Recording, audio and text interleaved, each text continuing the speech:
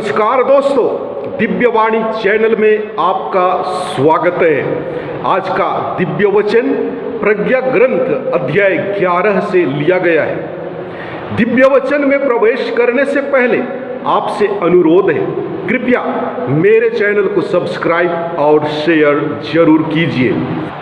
दोस्तों, प्रज्ञा ग्रंथ अध्याय 11 के द्वारा लेखक लोगों के प्रति ईश्वर की ईमानदारी को बतलाते हैं। जी हाँ, ऐसा प्रतीत होता है कि यह भाग इस्राएलियों का मिस्र देश से निर्गमन पर प्रवचन है। लेखक दिखाना चाहता है कि उनकी यात्रा की सभी परिस्थितियों में ईश्वर उनके साथ रहा था। इसी प्रकार अभी भी जीवन की हर एक परिस्थिति में ईश्वर हमारे साथ हैं। इस्राएलियों की मिस्र की दास्ता से मुक्त होना एक नई सृष्टि के समान है। प्रज्ञा के द्वारा ईश्वर सृष्टि में न्याय स्थापित करता है। जो घटनाएं इस्राएलियों के लिए लाभप्रद थीं, वही मिस्रियों के लिए दंड का साधन थीं। जी हाँ दोस्तों, घमंडी मिस्रियों पर पहली विपत्ति जल का रक्त बनना फिरौन के लिए सजा थी, जिसने शिशुओं को नील नदी में फेंकने का आदेश दिया था। मिस्रियों के लिए नील नदी का पानी पीने लायक नहीं था, परंतु इस्राएलियों को मरुभूमि में चट्टान से निर्मल जल प्राप्त हुआ।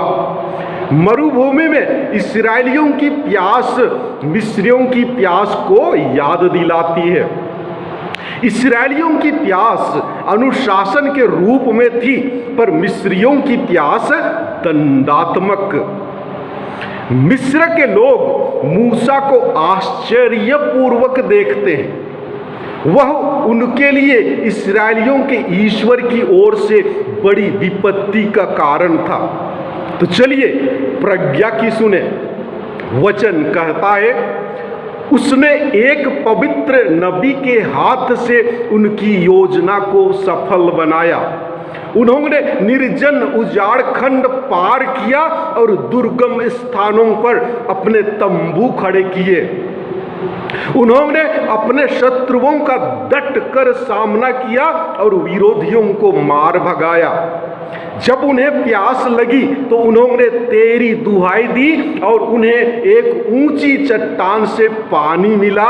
एक कठोर पत्थर ने उनकी प्यास बुझाई, क्योंकि जिसके द्वारा उनके शत्रुओं को दंड दिया गया, उसी के द्वारा अभाव में उनका उपकार किया गया। शिशुओं के वध की राजाज्ञा के दंड स्वरूप नील नदी की सदा प्रवाहित धारा रक्त और कीच से दूषित हो गई। उसके बदले तूने अपनी प्रजा को अप्रत्याशित रूप से भरपूर जल दिया। तूने उस समय की प्यास द्वारा अपनी प्रजा को यह दिखाया कि उनके विरोधियों को किस प्रकार का दंड दिया गया था। यद्यपि वे नरमी से सुधारे गए, फिर भी वे इस परीक्षा द्वारा अधर्मियों की घोर यंत्रणा समझ गए, जब उनको क्रोध में दंड दिया गया था।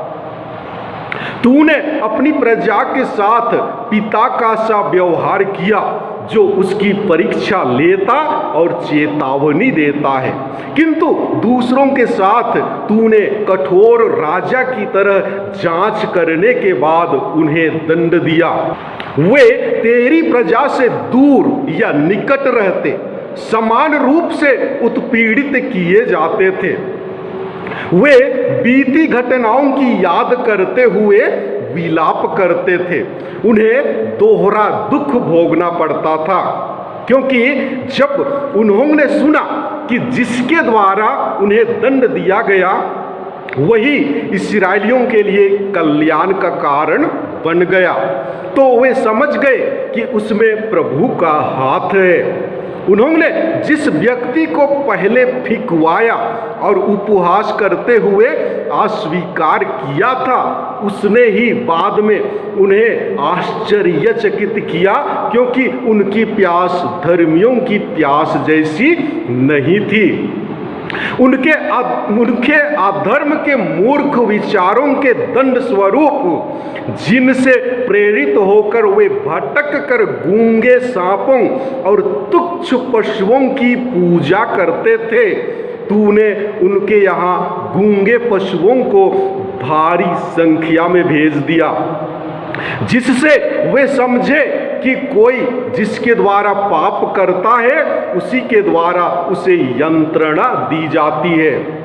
तेरी सर्वशक्तिमान भुजा जिसने निराकार पदार्थ से संसार की सृष्टि की थी, उन पर भालुओं या हिंसक सिंहों के झुंड या नए सृष्टि किए हुए और क्रोध से भरे ऐसे अपूर्व पशु छोड़ने में असमर्थ नहीं थी, जो या तो आग उगलते या गरजता हुआ धुआं फैलाते या अपनी आंखों से भयंकर चिंगारियां निकालते थे। ऐसे पशु जिनके प्रहार से उनका विनाश हो जाता, बल्कि जिन्हें देखने मात्र से आतंक के मारे उनकी मृत्यु हो जाती। यद्यपि इन सब के अभाव में वे तेरे दंड के शिकार बनकर या तेरी शक्तिशाली आत्मा द्वारा छिन्न भिन्न होकर तेरे श्वास मात्र द्वारा मारे जा सकते थे। तेरी सर्वशक्तिमता सदा तेरे पास रहती है, कौन तेरे भुजबल के सामने टिक सकता है। प्रभु, तेरी दृष्टि में समस्त संसार तराजू के पासंग के बराबर है, अथवा प्रातः काल भूमि पर गिरने वाली ओस की बूंद की तरह। तू सब पर दया करता है, क्योंकि तू सर्वशक्तिमान है। तू मनुष्यों के पापों को इसलिए अनदेखा करता है कि वह पश्चाताप करे। तू सब प्राणियों को प्यार करता है और अपनी बनाई हुई किसी वस्तु से घृणा नहीं करता। यदि तुझे किसी वस्तु से घृणा हुई होती तो तूने उसे नहीं बनाया होता। यदि तू उसे नहीं चाहता तो कुछ भी अस्तित्व में नहीं बना रहता। यदि तूने उसे नहीं बुलाया होता तो कुछ भी सुरक्षित नहीं रहता। प्रभु, तू सारी सृष्टि की रक्षा करता है, क्योंकि वह तेरी है। तू सब प्राणियों को प्यार करता है। दोस्तों, मिस्र के लोग मगरमच्छ, सांप, छिपकली और मेंढकों की पूजा किया करते थे।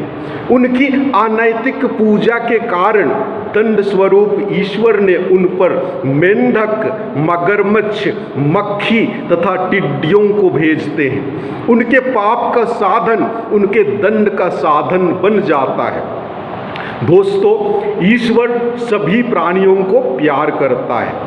मिस्रियों को नष्ट करने के उद्देश्य से नहीं, बल्कि उनकी मूर्खता से छुटकारा देकर उन्हें सही रास्ते पर लाने के कारण से वह उन्हें दंड देता है। इस प्रकार की घटना हमारे साथ भी हो सकती है। इसलिए ईश्वर से प्रेम करें, उनकी शिक्षा के अनुसार जीवन यापन करें।